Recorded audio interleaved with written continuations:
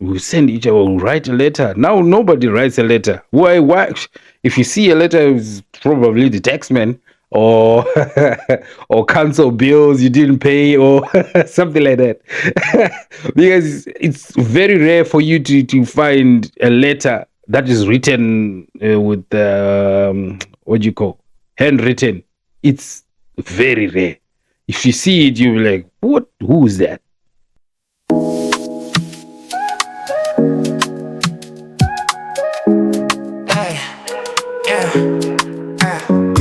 Hey, welcome to the show where stories dance and grow. We got tales from near and far. Good tattoo ain't where you are. Tell a friend to tell a friend. Let the beats and words blend. We're here to vibe and spin. Go to 2-8, let's begin. Sizokhuluma ngezinto zakho. Yeah, sikhuluma impilo zoyikho. Lalela umsindo wabantu bakithi. Go to 2-8, rides the wave so swiftly. Tell a friend to tell a friend. Let the beats and words blend. We're here to vibe and spin. Go to 2-8, let's begin. Sizokhuluma ngezinto zakho.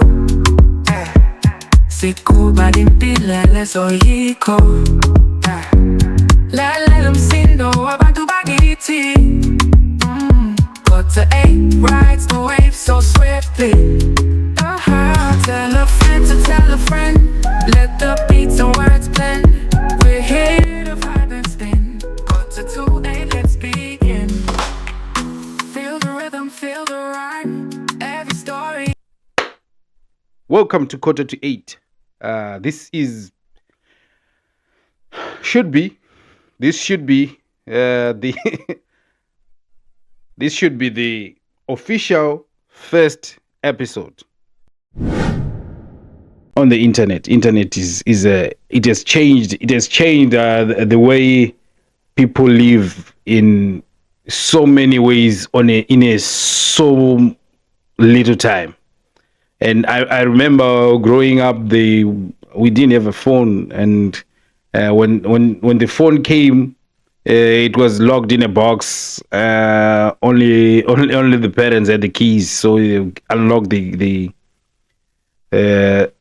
box. So when they want to call, there will only be the handle of the phone, the landline handle, so that you just pick it up when somebody calls. You couldn't dial the numbers, because if they let it out, people were us would start calling our friends, start calling everybody. I didn't have a girlfriend then because I was too young. I was like, I didn't even have the concept of a girlfriend. I was so young. I was how old was I? Let me think. About 10 or I didn't think about that. So would call people and all that, and stay on the phone, and then the bill would come, and then it'd be like, what? I didn't make those calls. And then the funny thing about the bill, the numbers you called were on the bill, and it was terrible.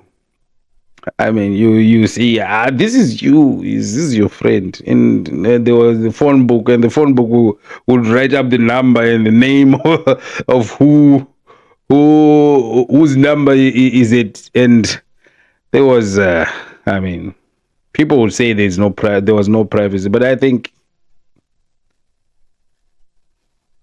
I don't know. My view on that is just. It was better. It was better when we would go on the phone book and look for whoever we want to look for, Mr. J. Smith, James Smith, and he lives in Auckland, or he lives in wherever place, and then you just look it up, and then he's the one. You say he lives in Debshire Street or something like that, and then you find him and then call him. My guy, you left your phone here, your future phone, or something. You left your book, your jacket or something like that. That was that. Those were simpler times, and after technology came in, it it was so fast. For me, I think it was so fast because uh, when I was in Zimbabwe, the pace was faster because when things started happening and inventions started going on, the telephone, the radio, well, the radio was there already, the telephone, the smaller phones, the cell phone, and all that. It came in a very short period of time, the computers and then the internet. I saw there was a MS DOS computer in my house. Imagine that. And there was Windows 95, 97, and Windows 97 was so popular. It was at that time it was the best. And then there was Linux, and then there was, and it came so fast, ta ta ta ta ta, to a lot of people, because by that time when I was using Windows 97, a lot of people didn't even know what Windows 97 is. And so they when they started knowing about computers, I guarantee you there was someone who was overwhelmed out there, who was like, I'm not gonna bother, not even gonna bother trying to learn these things. Yeah, because there's too much of them. There's Windows, and there's now MacBook, and then MacBook comes and you can't even. It was so confusing, and but you had to learn. And now the internet came, and then there was dial-up. My guys, dial-up was terrible. We'll be right back after this short break. In the meantime, you can subscribe, like, and tell a friend to tell a friend. Subscribe to Quarter to 8. I remember dial-up when I had I had a Yahoo account. Imagine that. Yahoo email account. It was the thing. Yahoo was the thing. I don't know what happened to Yahoo, but it was everyone who wanted to have an email address would go to yahoo.com. Yahoo.com. And then wait for it to send. It would take more time to send the email than writing the email. Imagine that. That time with the dial-up. Dial-up was terrible. And then it started being fast a little bit, but no. It was terrible. You had to wait. You couldn't watch a video on dial-up. Yeah. It'll be what? Just give up. I mean, yeah. But the internet expanded, and then it grew, and then the rise of the smartphone that killed Nokia. I mean, I loved Nokia. Nokia was my go-to phone. That was my first phone, and I had the 5110. I remember that. My mom gave me that phone when I was going to do my my apprenticeship. Oh, I was the only guy with the phone, and yeah, I was the only guy with the phone. I think there was another guy, but it wasn't in the same year as I was. So I was still, yeah. It was expensive to have a phone, and people would come to my phone and call their parents, call everybody who they want to call, and I would charge them. And then my mom would send me the bill because it was a contract line, and I would not pay it. But I did pay it. I did pay it a little bit. But shout out to my mom. She's an amazing woman. She raised me. I can talk all day about her. But one thing she taught me was one thing that's that's stuck, and I will always say this to my children and to everybody, is look in your plate. Don't look in other people's plate when it's time to eat. Yeah.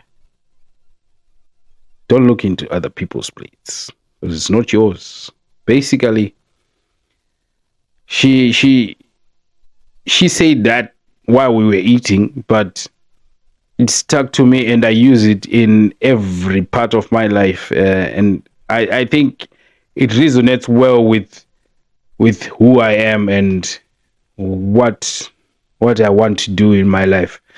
Because if I were to go and look at other people's plates, meaning other people's lives, I would freeze. I think I would, because I will see the bad stuff, I will see the good stuff, I will see the things I have, I will see the things I don't have, and I will be like, that's not fair, man. That is not fair. Because this guy did this and this guy did that, and this guy, he should not be having this and that. I should be having. And I think that's where jealousy spawns from. I think looking into other people's plates and thinking that well, because if you keep looking, you'll be like, why is my plate? You start looking, you start seeing the things that you don't have, mostly because they're different plates. People have different things in their plate, and you might all have life, you might all have the sun, you might all have the air to breathe, you might all have, I don't know, whatever, a place to sleep on, or you might not have one. And then that's where the things, the problems start. You start to notice things that you don't have. You start to notice that I don't have that. And then you be like, that's a negative. I don't have that. I don't have that. I don't have that. I don't have. And then you start forgetting about what you really have. But yeah, I kind of went deep a little bit about that. But I mean, this that's why that's what Quarter to Eight is mostly going to be about. Deep dives into issues that trouble us as people, issues that I struggle with, issues that I think we need to be talking about. And technology is one thing that we really need to talk about, because from cell phones to smartphones, now there's AI. That is just quick. That is too fast, I think. The not too fast, but it's moving at a rate that is, I think people might not be able to catch up. Because there's these videos that are going around on social media, especially right now, where there is the US elections. People are making videos, Trump saying stuff or Kamala Harris saying stuff, and then you'll be like, did he really say that? I also saw this other video where Joe Rogan is promoting this other thing. This game or something. But to me, I was like, this is not Joe Rogan. I don't know. This other game, make money while you're playing, and it's scary. And I also saw an ad. It comes up on when you're scrolling, and that's another thing. Scrolling, the scrolling, and all that. Where this guy is wearing glasses, some smart glasses, and he's saying you can actually identify anyone, and you can find out who they are, or facial recognition and all that. They pull up photos and all that. That seems dangerous, man. Imagine people who might use that for the bad things. It's scary, and I think we need to be aware of what is going on, and what we can do to protect ourselves against that. Stay tuned while we take a little break. But if you have a business that you like to advertise on our show, please head on to quarter8.com. That is KOTA to the number EIGHT.com. And we'll see you there. Let's talk. And we should also be able to use the technology in a good way, in whatever way to help us. As much as the smartphone has made some people distant, it has also made some people come closer. Whereas people you would otherwise not be able to communicate with. I remember, not remember. I would say, I'll tell you about my grandmother. My grandmother right now, she's in Australia. She, well, she's about, I think about 80, 80 or close to 90 years old. She went there recently, and I also came to Glasgow recently. And when we were in Zimbabwe, we were always talking every day. And I mean, I can talk to her. Of course, there's the time difference, but it doesn't matter. I can talk to her. But 20 years ago, I don't think we were able to do that easily as we are doing right now. Because I remember we in high school we would send each other letters.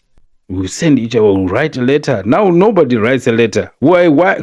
If you see a letter, it's probably the taxman or or council bills you didn't pay or something like that. Because it's very rare for you to find a letter that is written with what do you call handwritten. It's very rare. If you see it, you'll be like, what? Who is that? It's something new. I think we should go back to writing letters a little bit. Try it out. Let's see what happens. And I mean, and then we would write letters because we were encouraged to write letters. And then there was this whole thing about pen pals and whatnot. Did you have a pen pal back in the day? I tried to have a pen pal. I don't know what happened. I don't remember. I think I didn't have money for stamps or something like that. But there were pen pals. You could go and look them up. People were looking for pen pals on in some magazines. I don't remember the magazine. Or is it People Magazine or something? Yeah. And did you have a pen pal? What happened to the pen pal? What happened to her? What happened to him? Are you still talking? Are you still pen paling through the WhatsApp and whatever messaging app you're using, or Telegram, or I don't know? What kind of technology are you using? And still on technology, ChatGPT. You cannot talk about technology and not talk about OpenAI and its ChatGPT. It's an amazing tool if you know how to use it, if you keep using it. But you should be careful because sometimes it gives you they actually say it's not sometimes it's not accurate. So you should know that. Take it with a pinch of salt. And yeah. Also, yeah, on this podcast, a disclaimer: this is a podcast for us to just talk about stuff. Do your own research when you see something here on the podcast. Do your own research, find out what's going on, and the views that you hear here are our views, and viewer discretion is advised. I think I have to put it at the beginning of the podcast so that, yeah. just to make sure the disclaimers are there. I don't know. Yeah. So think about that. Tell us about your pen pals and tell us about if you don't even know what pen pals are. Do you know what pen pals are? Tell us. Do you know them, or you don't even know them? Or do you know? Yeah, and how are people finding new friends here? Because I'm thinking I've seen I've been here about for a little while now, and I'm thinking, how do people find new friends in a community or in a time where everyone is on the phone? I was talking to this other guy who was lecturing about a certain topic or a safety topic at my work. He's he was telling me about all these the things about people on the phone, where he went to a dinner and half of the people were on the phone, and people keep telling him, we never get you on your phone. And he said, I've been living at my house, and you know my house for a long time. Just if you really want to see me, you can you can pop off. And I'm like, he's right. If you know your guy stays there, if he's not picking his phone, maybe he's in trouble. Go to your friend's house. I mean, right now you can't really just pop up right now. You have to. Why didn't you call? I mean, we are people. I think the biggest thing about people is we don't want to be. You don't want to be alone. I think that's why solitary confinement in the prisons. I think, I don't know. I've never been there. I think that's why it works, because the silence, just hearing yourself talk or whatever, it might make you go crazy. So we need people. We need people around us. We need to talk to people. We need to feel that we have people around us, and we need to feel like, if anything happens to me, there's somebody who's looking at me. They're people. And from the word go, when you're born, there's always people around you. We'll be right back after this short break. In the meantime, you can subscribe, like, and tell a friend to tell a friend. Subscribe to Quarter to 8. Majority of people may say they don't like people, but you see them peeping out the window when you're moving around, going wherever you're going, and then you park your car at the shops there, and you see people peeping out the window. Like, just come out and say hi, man. It never has. Just say hi. If I don't answer you, that's fine. That's just one guy. I mean, if you really want to talk to someone, just go and say hi. How are you? What's going on? Yeah, I'm so and so, and I live by there. If you ever want to have a chat, knock on my door.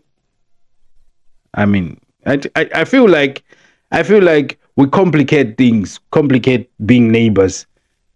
I remember the time when I grew up, we knew everybody. If you are new, we would know that you're new, because we've never seen you anywhere. We don't know you. We've never seen you in the shops, because it's not like we go to the shops and just buy and then go out. We would know who is the shopkeeper, who is his wife, and where does he work? Where does he work? What does he do? Where is his vegetable gardens and all that? stuff, and it was good times, man. And crime was not that big. There was no crime a lot. There was crime, but it wasn't like it is right now because nobody knows anyone, and all the cameras are all over the place because these cameras don't work anymore. They don't work anymore. And if a new guy comes into your neighborhood, you can't see them because your eyes are here. I think to some extent, technology has killed people, is killing people. And to some extent, technology is healing people. Because if you look at what Elon Musk is doing with Neuralink, and I think Meta is doing something with, I don't remember. There are a lot of companies that are working on connecting the brain. Yeah, and I know what you're thinking, but it is healing people, and yes, it can be used for nefarious purposes, but how anything can be used for good, and anything can be used for the best stuff. My dad always said this. I didn't know he'd read it from somewhere else when I was so young. He said fire is a great master, is a great not a great master, is a great servant, but a terrible master. So whatever you're doing, whatever you think technology is, I think it's like fire. And I also said this about alcohol. It's the same thing. It's like fire. You use it in a good way. You use it, it's fine. If it is using you now, that's a whole new thing. Yeah. So I think, well, enough about technology. Yeah. Okay, thank you for listening to 7:45. I hope you subscribed, and if you like this, hit a like button and tell a friend to subscribe to 7:45. Thank you.